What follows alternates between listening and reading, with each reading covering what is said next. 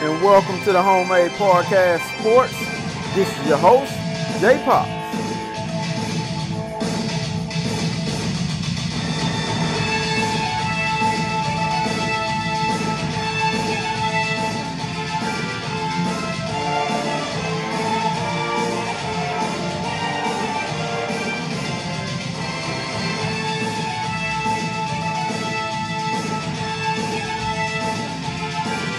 And welcome back to the Homemade Podcast of Sports with your host, J Pops. Guys, today's date is January 20th, 2021.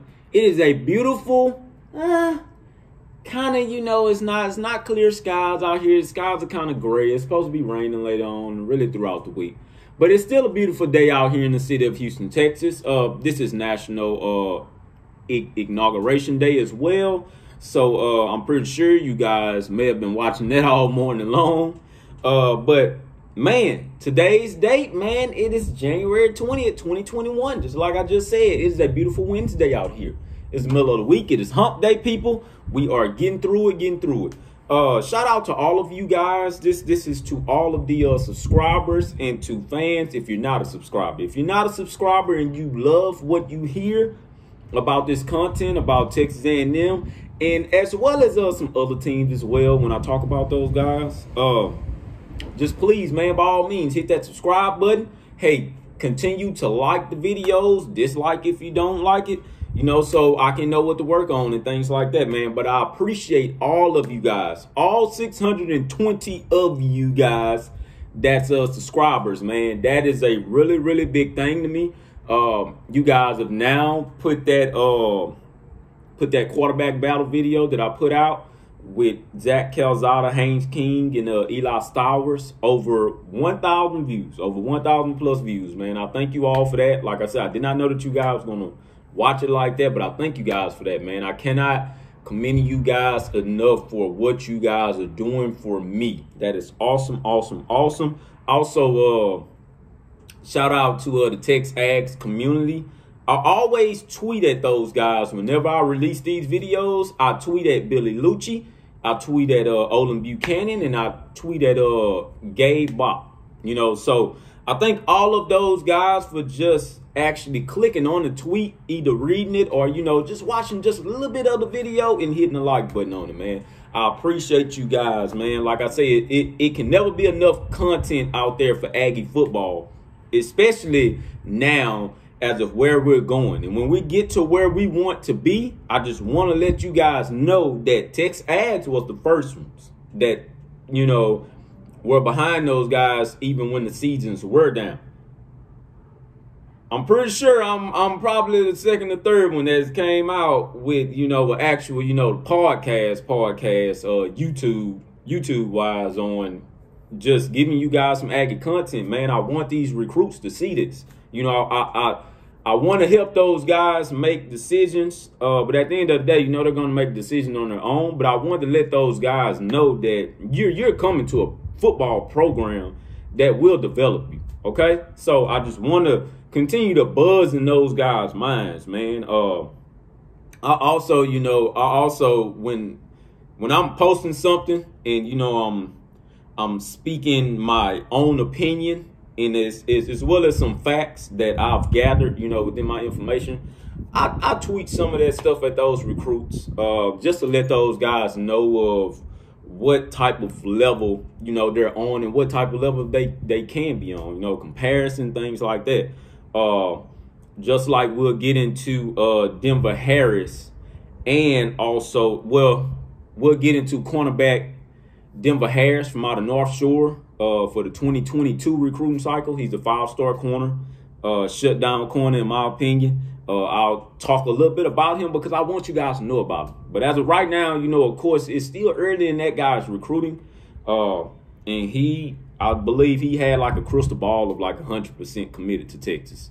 No, in Alabama, although he's received offers from everyone. All Blue Bloods have reached out to him. Like I said, he's the 5-star cornerback, number 6 nationally. I think in number 1 cornerback overall. It's crazy, right? Crazy. Right from out of North Shore. Right from out of where Shadrick Banks has came from. So you can best believe that Shadrack Banks, before this 2021 season is up with, if he hasn't enrolled early, Shadrack Banks will continue to put a bug in his ear about Texas A&M. You know, so guys, please believe that. I just want to give you guys something to think about for the 2022 cycle. Although we already have Malik, I believe his name is Malik. He's from Katy out there, the 4-star defensive end, a high 4-star defensive end. He has committed already, of course. So shout out to that young man. I'm pretty sure that he's in contact with Denver Harris as well. But another guy that's really making a buzz and is really putting Texas A&M in these 2022 recruits' ear is Bobby Taylor, cornerback Bobby Taylor. No, he has not committed yet, but I do believe that Bobby Taylor will commit. You know, when the time is right and when he's ready, Bobby Taylor will commit to the Texas A&M Aggies, man. That is another cornerback, a high 4-star cornerback. I believe he's number 209 nationally. I could be wrong on that. I might be inaccurate, but we'll see in just a little bit. But you guys should already know about Bobby, man. Bobby Taylor is killing it. He's killing it, man. I like what I see in the little young fella. He's also like another shutdown corner. I feel like if we can get Bobby Taylor to commit, then Bobby Taylor can for sure enough get Denver Harris to at least think about it. And when it comes to actual early signing day, he can get Denver Harris to commit as well. I have no doubts about that, man. I feel like if we get those guys both, this defense is going to be stellar with an already monster unit. I already told you it's coming in for 2022, which is the guy, I believe his name is Malik Henry, defensive end. But let me go to it, man, because I hate getting these guys' names wrong, and you guys have to forgive me on that. I'm real bad with names, but if I keep on saying the name a lot of times, then hey, man, trust me, I will know who I'm talking about there. So let me go to these guys for my 2022 recruiting cycle. Where you at? Okay, so his name, I'm sorry, not Malik Henry. His name is Malik Sila from out of Katy, Texas over there. I believe he was playing or he may have gotten hurt, so he didn't play in that state championship game. But he's from Katy, Texas. Of course, he's committed to us already. Nationally, he's number 37. Position, he's number 3. In state, he's number 7. All right. So that was a huge recruit to start off the 2022 cycle. And like I say, with Denver Harris, cornerback, 5-star, nationally, number 6. Position, number 3. And in the state alone, he's number 2. I'm not sure who number 1 is, but in the state alone, he's number 2. Like I say, let me go to Bobby Taylor. With Bobby Taylor, so I was just the number off. Bobby Taylor, 4-star corner, nationally, 208. Position, 25. In the state of Texas alone, he's number 32. That lets you know how many top athletes we have in the state of Texas. Everybody knows this already. All right. So I feel like if we can get him, we can for surely get Denver Harris, man. That's without a doubt in my mind. Like I say, as of right now, he's it's 100% committed to Texas, but that's with a low. It's a low 100% committed. But if he does go to Texas, you know, hey, kudos to those guys. But I would love to see him at A&M. But also, I would just love to see him stay in state, you know, just stay at home. And as of right now, I was talking to a couple of guys in a Texas high school group that I'm in, and they were saying his 3 choices were Texas A&M, Texas, and LSU. I don't believe he wants to go to Alabama. I don't believe he wants to, want to be too far off from home. So, hey, man, we're in there. I told you guys, just believe in what I'm telling you, all right? Anywho, enough of that rumbling. I'm going to get to those guys a little bit later on in the podcast. Enough of that rumbling.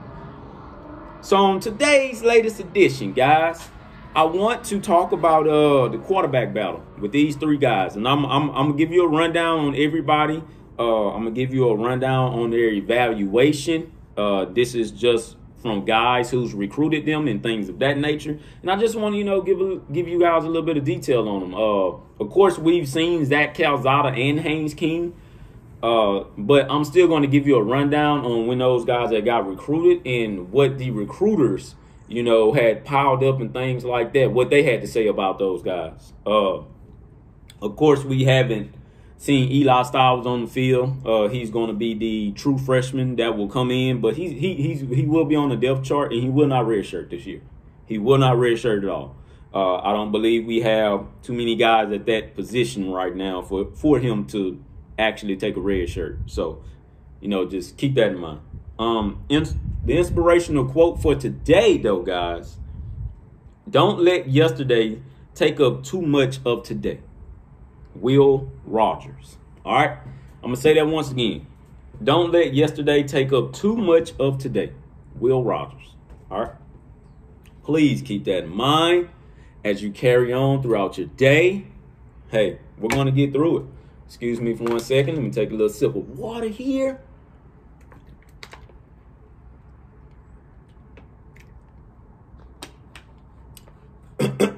Clear my throat. All right, here we go. So, the first guy, and I'm going in order here from when these guys committed, So, the first one I'm going to start off with is Zach Calzoff. All right, we already kind of know about him. He has a big arm. He can throw the ball pretty deep. But his whole thing is that he has a big arm and he's a pro-style QB. All right, so I'm going to just give you the rundown. He's a pro-style 6'3", 209. I'm pretty sure he's gotten a little bit bigger over time, or he may have gotten down to maybe about 200 or 205. But as of right now, he should be about 6'3", 209 pounds. Of course, as a prospect, he was a 3-star. He was 487 nationally. Of course, pro-style, number 20. He was number 20 pro-style quarterback. And in the state of Georgia, he was number 48 alone. So, this is what I have piled up. So, his projection when he was recruited in 2018 was he was a Power 5 starter, of course. His comparison, though, was to Brian Lewerke. I'm not gonna lie to you. I don't like that comparison to Brian Lewerke, but then again, Brian Lewerke was a pretty decent quarterback, but he just didn't have an offensive-minded coach. That was Brian Lewerke's whole thing, man. That offense was pitiful. It was pitiful at times, man, and it was way pitiful up under Mike D'Antoni over there when he was at Michigan State.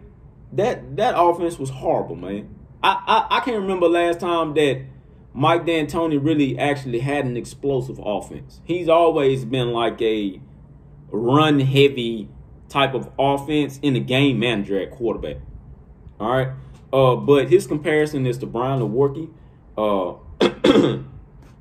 He's a pro-style QB prospect with good height and frame length. Owns plenty of space to add bulk in college. Shows good touch on throws downfield. Can drop the ball on top of the receiver down the seam. That's why I say he has a big arm. He's known for his arm and also his accuracy, okay? So it's no complaint to me on who gets that quarterback position. Now, would we like to see Haynes King because Haynes King is the more explosive guy? Yes, but I'll get to him after him. But it's no doubt in my mind that this guy here is really good with his arm, and he's really, really accurate. So let me continue to read. It says, should become great on timing patterns because of touch and catchable balls. Not a true dual threat, didn't expect that, but a capable runner with mobility to keep defenses honest. Extend plays with legs and makes accurate throws on the run. Needs to get quicker in his release. Throws with somewhat of a whiplash wind-up motion. Can add strength to frame to increase velocity and overall throw power. At times, throws off back foot. Production has been pedestrian during, his junior and senior season. This is when he was in high school. Possesses a promising physical ceiling and encouraging playmaking feel for the game to give him Power 5 starter potential. So that's why I say I'm not worried if Zach Calzado happens to be the starter, because I know that he can throw the ball like no other. He has a little bit more of the touch on the ball than these two guys, which is Eli Stalwarts and Haines King. With Haynes King has more mobility than anything, but Haynes King can throw on the run. See, that's what makes him more dangerous as a QB. He can throw on the run, but he can also be accurate with throwing on the run that'll keep a defense on their toes and also keep a defense angry, irritated, etc. So without further ado, let's go ahead and get on into Haynes King and how he will go, how he looked coming from out of high school. So Haynes King, dual threat, 6'3", 200 pounds. That's why when a lot of guys see him, they're like, man, he's small. Yes, he's only about 200 pounds. But he has the height. He has the height advantage at quarterback. He can see over the offensive line. He's 200. I'm pretty sure by the time it comes spring, he's going to probably be in the game about 10 more pounds. But that'll be probably about it. He's going to gain maybe about 10 more. And that'll be probably it. Over the years, he maybe will gain, 15, 20 more pounds, things of that nature. He came in 2020 class course. As a prospect, he was a 4-star. Remind you, like I said before, Haynes King was a 5-star, but due to the season that he had senior year, due to, the amount of starters he had coming back, they kind of dipped him down to a 4-star. All right. But nationally, he was 131. He was the number 5 dual threat QB. And in the state of Texas alone, he was the number 19 overall player. He's from Longview, Texas, people. Pretty sure you already knew that. So his high school scouting report, when he came out, this is what they have him as a projection. His projection is a 2 to 3, is a second to third rounder. His comparison is Ryan Tannehill of the Tennessee Titans. In my honest opinion, he's by far a little bit better than Ryan, but I understand what they're getting at because Ryan is a dual threat as well. Ryan can throw and run at the same time. And if you get Ryan Tannehill on a hot streak, Ryan is really, really hard to defend. I know that because, hell, my favorite team is Houston Texans, and we challenged him in games, even when we were horrible this season. But Ryan has the ability to make plays with his legs on third downs, which once again will keep a defense angry, mad, irritated, etc. All right, so in my mind, though, in my own honest comparison, I look at him as another Johnny Manziel. All right, but of course in a better mind state. But that's just me. I look at him as another Manziel.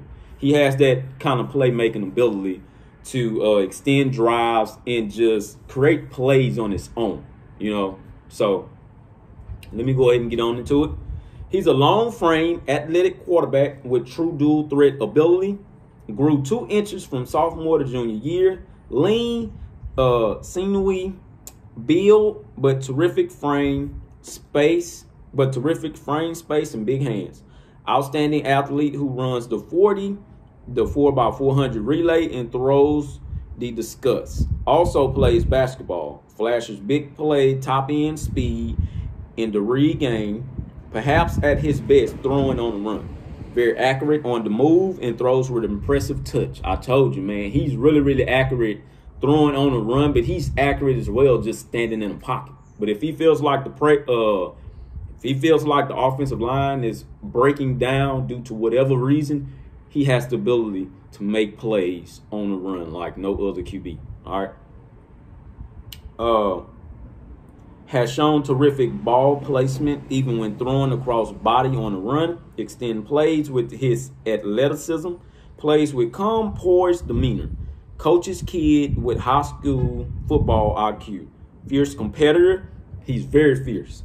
Dangerous on the run, but will stand in the pocket and deliver under duress if required. I told you that. I just told you that. Shows above average arm strength, but can improve overall throwing power, which should come with further development in physical maturity. Must continue to add bulk to fill out frame and improve overall strength. Displays excellent knack for varying arm angles as needed, but needs to quicken release and shorten delivery. You know, that's why, you know, it's one of those, you're trying to do a little bit too much, but, you know, you really don't have to do that. All right. Highly productive dual threat QB with great physical traits and huge production for a Texas Class 6A Division II state title team as a junior. I told you, he won that title when they hadn't won a title in 81 years. I think he had won their first ever title or their second ever title, something like that, man. So that should let you know that when he steps on that field, what has it been? 80 plus years since we just let that sink in. Definite Power 5 caliber starter with early round NFL draft potential. Told you. In my mind and in my expectations, I do not expect Haynes King to be around until his senior year. I honestly believe that Haynes King will either go in that first or second round. And we haven't even much seen the guy yet, but I've seen all that I need to see, and he will have the team, he will have the tool, he will have the receipt. This will be one of the first ever quarterbacks that is coming in Jimbo Fisher's class. No, he won't be the first, because I believe the guy I just mentioned who was Zach Calzado maybe will be the first ever guy. If he starts, he will be one of the first ever starters out of the Jimbo Fisher's recruiting class that will have dynamic weapons at wide receiver. Mark my words when I tell you that. And that is the God honest truth. All right. But if he does start, he will by far have as much talent as he has surrounding him all the way around. With the running back, the wide receivers, and the offensive line. All right? Let that sink in. His intangibles is at a 10. That's why everybody's crowning him the starter already. And I fully for sure understand that. But we will see in the quarterback battle during spring. His intangibles is a 10. Playmaking ability is at 9. His speed is at 9. Pocket presence is at 8. His accuracy is at 8. Size is at 8. Delivery is at 7. Arm strength is at 7. That should let you know why that guy was a 5-star at first. He was an actual 5-star. A lot of people keep on saying only thing that A&M is missing is a playmaker, is a quarterback playmaker. Well, I'm going to tell you right now. We're about to be on our way. We're about to be on our way. In this 2021 season, I do not expect A&M to lose more than 2 games. And 2 is going out on a limb. But I do not expect them to lose more than 2. If they lose more than 2, then it would shock the hell out of me. And I'm telling you what I do. I'm telling you what I know. In my honest opinion, I expect A&M to win the SEC West this year. That's not a bold statement like everybody wants to think it is. That's not a bold statement at all. That's just cold hard facts, and this is just looking at the overall talent and what we're going up against, which is Alabama. I know, but Alabama loses its whole coaching staff, and that has never made a difference. But this year, I have a feeling that will make a huge difference for A&M. It's just only A&M. It's not LSU, because LSU is doing a whole rebuild on their side. But at the same time, we do go to LSU. We have to get over that hurdle this year. A lot of people cannot sleep on LSU. We have to go down there. We have not won down there ever since we've been in the SEC. We have to get over that hurdle. If we get over that hurdle, that lets you know A&M is in the SEC. They have won the SEC West. I believe even if we do lose down there and we beat Alabama, A&M has won the SEC West. But they have to get over that hurdle. If A&M goes down there, in which I know they will this year, and win at LSU, and they assert themselves into the SEC championship, and we win that as well, it's no doubt in my mind that A&M will have their first ever undefeated season since 1939. Once again, let that sink in. So this is the last guy here. Eli Stalwarts, dual threat, and this is by far the biggest QB on the depth chart. Eli Stalwarts, dual threat, 6'4". He's a part of the 2021 recruiting class. You guys should know him already. 215 pounds. This is the QB that you want already coming in. The bad part about it is that he's just not developed yet. I do not expect him to be the starter yet. No. I do not want that, especially in the SEC West. The SEC West is a monster regardless of how the teams will look. They will eat you up. Defensively, they will eat you up because it's talent that you're going up against. No disrespect to him. I know he has the ability to do everything, but I do not want him to start, okay? So Eli Stalwarts, dual threat, 6'4", 215. He's from Denton, Texas. He was a 4-star nationally, 166 on the composite rankings on the 247 Sports. He's nationally 103. Dual, number 7 in composite. Dual in 247 Sports, number 5. State of Texas alone in composite, 31. State in Texas in 247 Sports, number 14. Overall player. All right. Let's talk about it. So, in this here, he was evaluated in November of 2020. I do not like how they have him projected, but if they've seen a lot more than me, so I can't argue with them on this. But their projection, they have him as a 4th through 7th rounder. I honestly disagree with that. Their comparison for him is to Desmond Ridder. He may be, but I'm pretty sure that he's more accurate than Desmond Ridder. I'm cold hard, honestly factual about that. So it says that a prototype build for the quarterback position with great height and lean, athletic build north of 200 pounds, but still owns plenty of frame space. True dual threat with impressive multi-sport athletic profile that includes 7-foot high jump. Long striding speed builder with home run ability as a runner. Dangerous cutback runner, has repeatedly shown the willingness to stand in the pocket and take punishment to deliver the proper throw. I know we all seen in that playoff game, I think he threw about 3 interceptions. That was one of those games, if he could, he would love to have that bet.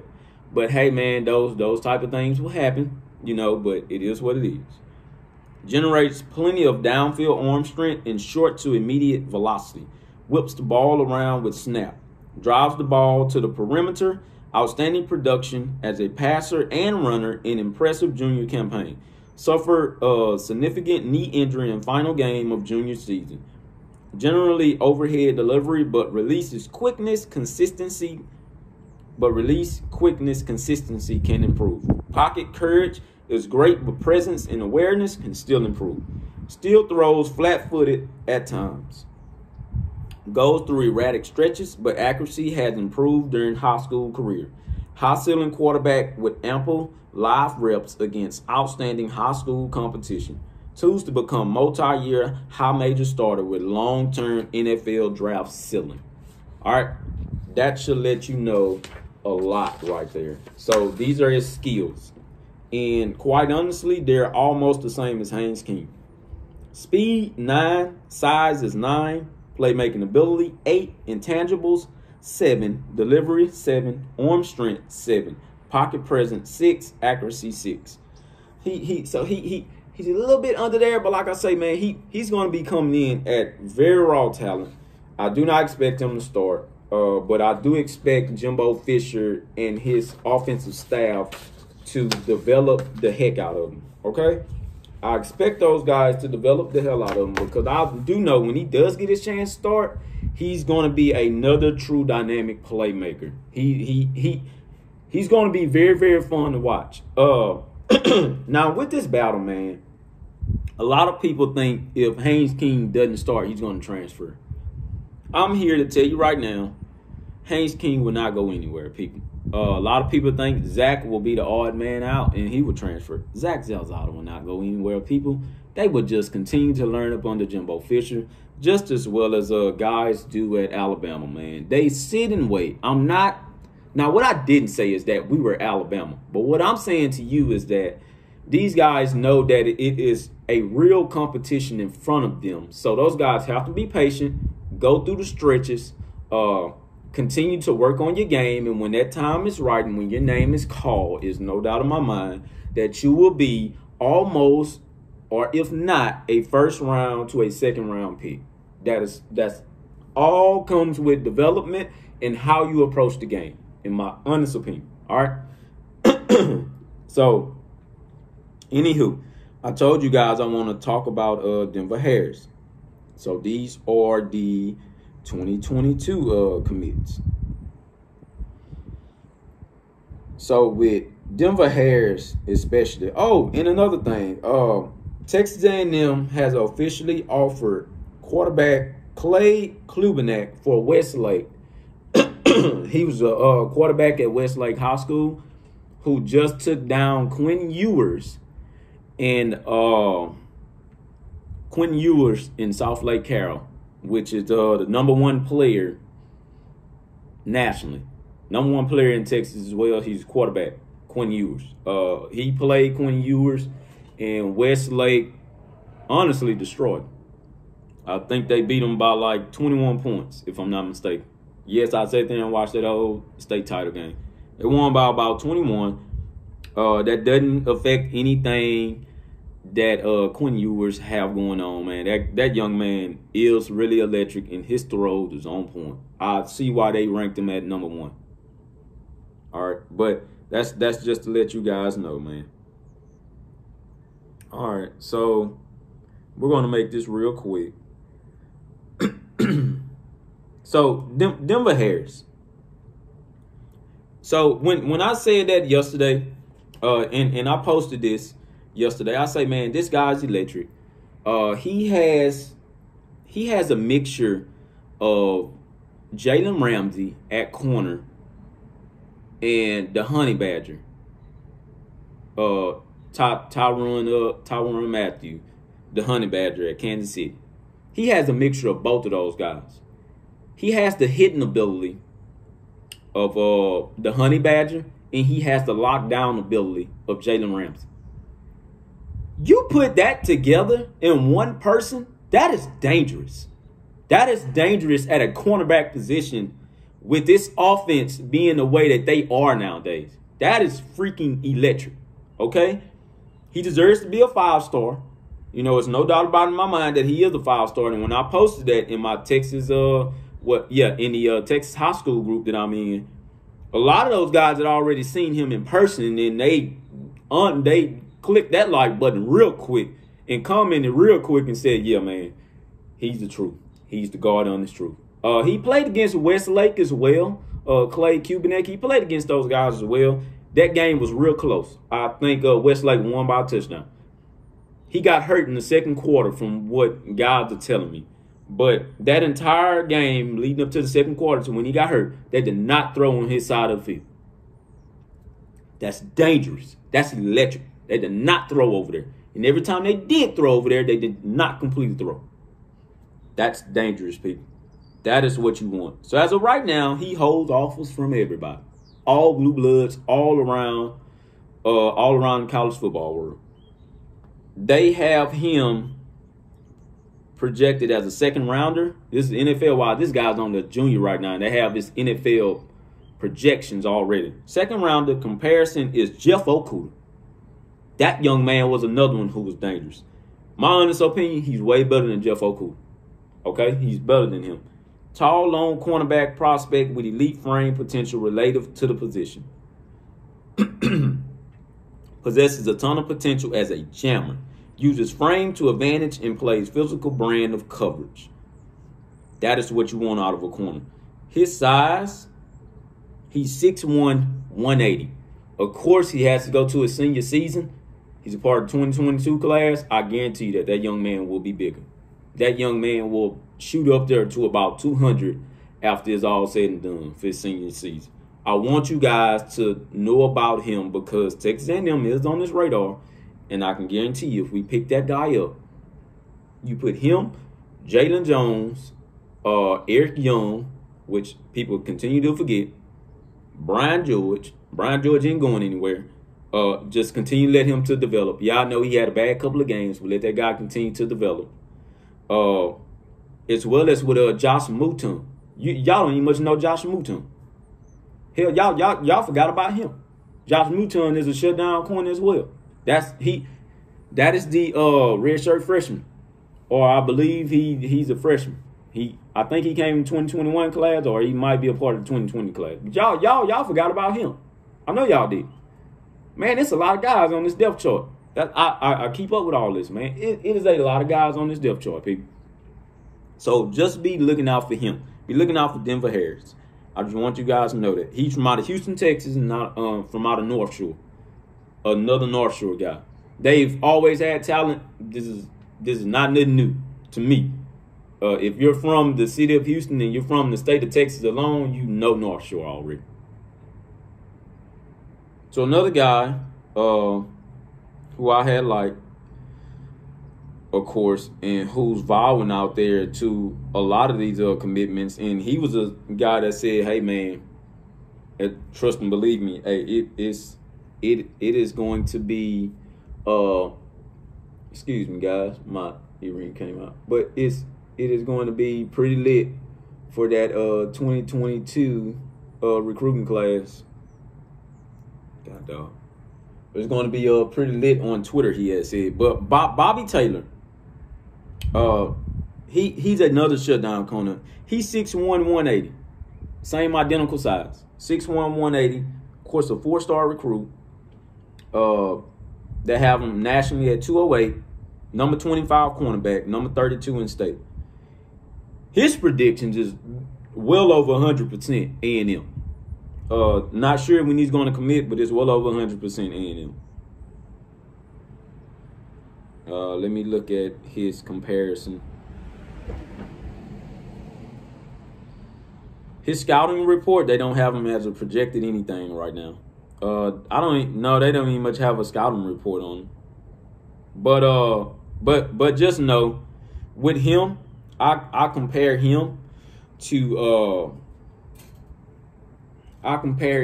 maybe like a Elijah Blaze, but at a better version. You know, and I believe come next year, Elijah Blaze will play like he's a 5-star cornerback just in his senior year. I believe that Elijah Blaze will go out blazing, man. I believe Miles Jones is coming back as well, so that backfield is going to be loaded with experience. Those guys are going to be something special to watch, and they're going to be another shutdown unit. That's why I have A&M winning the SEC West for 2021. Those are my honest predictions. A lot of Alabama fans ain't going to like that. A lot of LSU fans ain't going to agree with that. Mainly Alabama fans, I know for sure. But for 2021, it will be a battle between Texas A&M and Alabama, as well as LSU, because we have to go down there to Baton Rouge. They have to go to Baton Rouge, and they have to win there. They got to get their monkey off their back already. All right, so I was just giving you guys a rundown of everything. Of course, I told you guys I will be busy this offseason. I will not stop making videos. This is all for you guys, man. I thank you guys, and I love you guys once again for tuning in. Shout out to the whole entire Aggie community for supporting me on Twitter, Facebook, this YouTube channel, Instagram, everything, man. I love you guys, man. Shout out to also the Alabama fans that are supporting the podcast. Believe it or not, yes, it is some Alabama fans supporting it. Shout out to a couple of LSU fans supporting the podcast. Just shout out to the whole SEC Nation for supporting it. Shout out to a couple of the UT fans that are coming on there and they're just being factual, man, and saying, hey, man, A&M was going in the right direction. Wow. You know, because this is something that you guys have to understand, that UT has never even seen this before. UT has never seen this before. Understand with Jackie Sherrill and with R.C. Slocum, they did see it, but this is going in a direction of where R.C. Slocum was the coach, and we all wanted to see him get over that hump. But what Jimbo Fisher is doing is ultimately taking the R.C. Slocum kind of deal, putting it in his own texture, and he's primarily getting over that hump. You know, but we'll find out 2021 if we can get over that hump, But just believe in the direction that we're going right now, man. A&M is doing something very, very special, and it is attracting a lot of kids in the state of Texas, man, and a lot of kids in the New Jersey area, which is crazy to me. But that's all due to Mike Elko. Mike Elko is one of the best at it, going over there and getting those guys. So that's his roots. He loves that area. We're going to continue to let him recruit that area. All right. But shout out to everybody, man. I love you all for tuning in once again. The show is being sponsored by Doping and Styles and King's Beard Grooming Company. You guys have a blessed day. And once again, it's the Homemade Podcast Sports with the host, J Pops. #GigaMags. And thank you guys for tuning in to the #Homemade Podcast Sports. Please, guys, subscribe to the YouTube page, and also follow me on Twitter @JPops, on Instagram @JPops, and also on Facebook at #Homemade Podcast Sports. Thank you guys once again. #GigaMags.